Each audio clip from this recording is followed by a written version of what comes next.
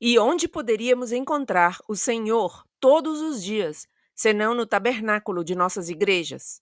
Mas muitas vezes torna-se inalcançável, escondido num canto afastado, quase como se os servos se envergonhassem de seu Senhor diante dos turistas ou dos incrédulos que consideram a casa de Deus um museu, um local onde se pode fotografar distraidamente os esplendores da arte sacra sem compreender para quem foram feitos e o que moveu as almas àquelas alturas de beleza. Olá, aqui é a Helga do canal Desde Espanha. Esse trecho que acabei de ler é parte da homilia de Monsenhor Carlo Maria Viganò pela solenidade externa de Corpus Christi, no segundo domingo depois de Pentecostes, este 22 de junho de 2025, e que eu vou ler aqui completo neste vídeo. Mas antes, quero pedir-lhe que me dê um like, inscreva-se no canal e ative o sininho das notificações para não perder nenhum dos vídeos que eu trarei a este canal. Agora vamos à homilia de Monsenhor Viganò. Pignus Futurae Gloriae. Homilia pela solenidade externa de Corpus Christi, segundo domingo depois de Pentecostes. Ao nascer, deu-se como companheiro. Ao cear, deu-se como alimento. Ao morrer, deu-se como preço. Ao reinar, dá-se como prêmio. O ofício de Corpus Christi foi composto por São Tomás de Aquino. Uma piedosa tradição sustenta que o doutor Angélico transcreveu os textos colocando o ouvido junto ao tabernáculo, como que recebendo ditado do próprio Senhor Eucarístico. Toda a liturgia deste dia é um hino ao Santíssimo Sacramento, inseparavelmente ligado ao sacrifício da missa e ao sacerdócio. Na antífona O Sacrum Convivium, Aquino define o Santíssimo Sacramento e implicitamente com ele, precisamente, a Santa Missa, na qual é consagrado, como Pignus Futurae Gloriae, penhor da glória futura. De que modo o Santíssimo Sacramento do altar é um penhor ou promessa vinculante da glória eterna do céu? Antes de tudo, por tornar verdadeiramente presente, sob as espécies eucarísticas, o corpo, o sangue, a alma e a divindade de nosso Senhor Jesus Cristo. A ascensão do Salvador não nos privou de sua presença na terra. Não vos deixarei órfãos. João 14:18. Disse ele aos apóstolos. E a promessa é reiterada a Pedro e aos apóstolos, juntamente com não prevalecerão, eis que eu estou convosco todos os dias até a consumação dos séculos. Mateus 28:20. E onde poderíamos encontrar o Senhor todos os dias, senão no tabernáculo de nossas igrejas? É ali que o divino prisioneiro escolheu permanecer, exposto à adoração dos fiéis, mas também ao descanso de seus ministros, ou mesmo à profanação dos ímpios. Muitas vezes torna-se inalcançável, escondido num canto afastado, quase como se os servos se envergonhassem de seu senhor diante dos turistas ou dos incrédulos que consideram a casa de Deus um museu, um local onde se pode fotografar distraidamente os esplendores da arte sacra, sem compreender para quem foram feitos e o que moveu as almas àquelas alturas de beleza.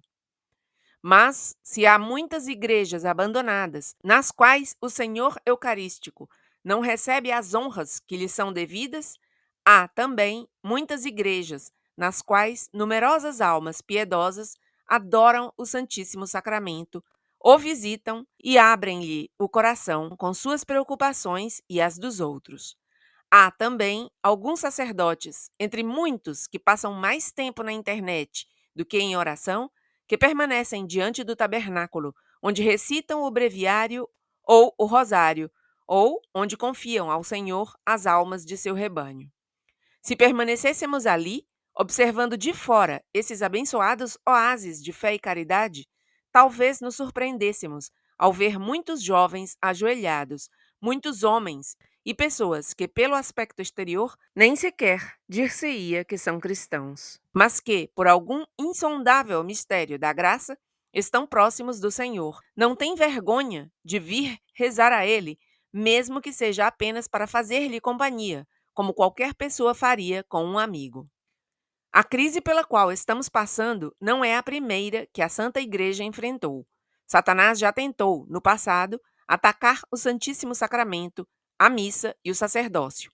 Pensemos nos milhares de mártires mortos por sua fé no santo sacrifício ou na presença real, na heresia protestante, nas chamadas reformas de Lutero e de outros hereges, sempre centradas na missa, para reduzi-la a uma ceia fraterna, um jantar, e não o sacrifício de Nosso Senhor. Não nos surpreendamos, portanto, se o maligno propuser um plano que já se mostrou eficaz no passado. O ataque será sempre contra a missa, contra a presença real e contra o sacerdócio católico, porque a missa e a Eucaristia são um catecon, obstáculo, impedimento à vinda do anticristo. A última perseguição promovida pelo anticristo, de fato, ocorrerá quando, segundo a profecia de Daniel, o sacrifício perpétuo for abolido e for estabelecida a abominação da desolação. Daniel 12:11. Se ainda não chegamos ao fim dos tempos, certamente o devemos à intercessão da Virgem Maria e de todos os santos no céu, às orações das almas do purgatório em nosso favor, mas também, e eu diria acima de tudo, a muitas almas que, nesta pobre terra, adoram e honram o Santíssimo Sacramento, e aos sacerdotes que o tornam presente na Santa Missa e o administram aos fiéis. Eis o penhor da glória futura, que já antecipa neste mundo a liturgia perene do céu, pois o santo sacrifício da missa, tanto no esplendor de uma basílica quanto no recolhimento de um sótão, abre as portas da Jerusalém celeste. Sobre cada altar desce o Espírito Santo, enquanto a Santíssima Trindade ratifica aquele sacrifício e derrama suas graças infinitas sobre a Igreja. Toda a corte angélica adora o Deus feito homem em cada hóstia consagrada, em cada cálice que é oferecido. E quando a fé vacila entre os fiéis, ou mesmo entre os ministros, quando a heresia vem semear divisão e morte entre as fileiras dos fiéis, quando a incredulidade ou a indiferença tomam o lugar do fervor e da devoção ao Santíssimo Sacramento, então a providência, em vez de fulminar com raios os ímpios que profanam as espécies eucarísticas, realiza novos milagres, mostra a carne viva do Salvador, o músculo pulsante do coração, o sangue do Cordeiro imolado. Os santuários eucarísticos, espalhados por todo o mundo, testemunham como a majestade de Deus continua a multiplicar as maravilhas e os sinais que provam a origem divina da Igreja e que tornam não apenas crível, mas digna de fé a revelação de Cristo, da qual ela é guardiã. Não muito longe daqui, ocorreu o famoso milagre de Bolsena, em 1263, durante o qual um sacerdote da Boêmia, ao celebrar a missa, viu sangue jorrar da hóstia no momento da consagração, manchando o corporal. A Catedral de Orvieto, construída em 1290, foi erguida precisamente para abrigar este milagre. Desde o milagre de Roma, em 595, quando, durante uma missa celebrada pelo Papa São Gregório Magno, na Basílica de Santa Pudenciana, as espécies do pão se transformaram em carne e sangue, até os dias de hoje, a Igreja reconheceu mais de 100 milagres como autênticos. Pensemos nos de Lanciano, Ferrara, Rimini, Alatri, Siena, Florença, Paris, Amsterdã, Cracóvia, Bruxelas e tantos outros. Em cada uma dessas ocasiões, a devoção à Santíssima Eucaristia renasceu com novo vigor, a fé do povo foi despertada e as almas retornaram a Deus. Na peregrinação terrena, através do deserto de um mundo hostil, o homem precisa se alimentar com um viático celeste, um alimento supersubstancial que fortaleça a alma contra os assaltos do maligno. Sem o pão dos anjos, estamos inexoravelmente condenados a morrer espiritualmente de fome e sede. Hoje, nossas igrejas estão em grande parte desertas e abandonadas. Décadas de ritos irreverentes e inovações temerárias afastaram os fiéis, desanimaram sacerdotes e frustraram as vocações. Aquele sacrifício perene, pouco a pouco adulterado e desfigurado, é cada vez menos celebrado, e já há quem, depois de provocar a crise das vocações, proponha instituir diaconisas, tentando assim abrir o impossível caminho do sacerdócio às mulheres. Alguns bispos, além disso, com o silêncio cúmplice de Roma, conseguiram efetivamente proibir, de maneira abusiva, a prática secular de comungar na boca e de joelhos, impondo aos que creem na presença real a irreverência dos que a negam sacrilegamente. E as restrições do Traditionis Custodes deixam claro, mesmo após a eleição do Papa Leão, uma hostilidade de muitos bispos ao rito antigo. É de fato católico demais para poder entrar no grande bazar do Vaticano II, junto com os ritos amazônicos ou os dos neocatecumenais ou os carismáticos. E é demasiado católico acreditar na presença real, adorar a Deus na Santíssima Eucaristia, prostrar-se diante do Santíssimo Sacramento exposto no ostensório, professar a fé no milagre da transubstanciação, reconhecer a necessidade de estar na graça de Deus para receber a Sagrada Comunhão.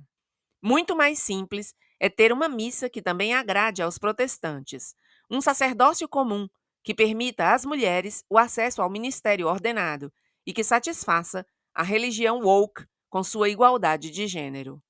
O hino Adoro te devote, também composto por São Tomás, referindo-se ao preciosíssimo sangue do Redentor, diz: uma única gota do sangue do Senhor teria sido suficiente para salvar todo o mundo de todo pecado.